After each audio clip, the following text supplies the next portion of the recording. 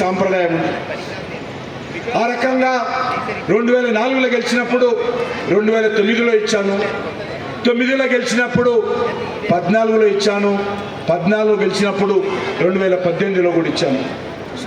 మళ్ళీ ఇప్పుడు పార్లమెంట్ సంస్కృతి శాఖ మంత్రిగా ఆజాద్ అమృత్ మహోత్సవాలు కానీ, G20 సమావేశాలు కానీ అనేక కార్యక్రమాలు మరి ప్రధానమంత్రి మోడీ గారి ఆదేశాలతో ప్రభుత్వం తరఫున దేశవ్యాప్తంగా చేశాము. అంతేకాదు ఒక దిక్కు మంత్రిగా ఉంటూనే పార్టీ కార్యక్రమాలు కూడా మరి పార్టీ అధ్యక్షుల ఆదేశాలతో సమాంతరంగా పనిచేశాము. తమిళనాడు ఎన్నికల ఇన్ఛార్జ్ సాంప్రదాయం ఉంది.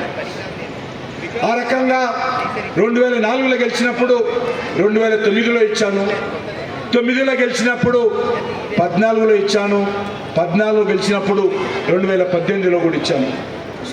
మళ్ళీ ఇప్పుడు పార్లమెంట్ సంస్కృతి శాఖ మంత్రిగా ఆజాద్ అమృత్ మహోత్సవాలు కానీ, G20 సమావేశాలు కానీ అనేక కార్యక్రమాలు మరి ప్రధానమంత్రి మోడీ గారి ఆదేశాలతో ప్రభుత్వం తరఫున దేశవ్యాప్తంగా చేశాము.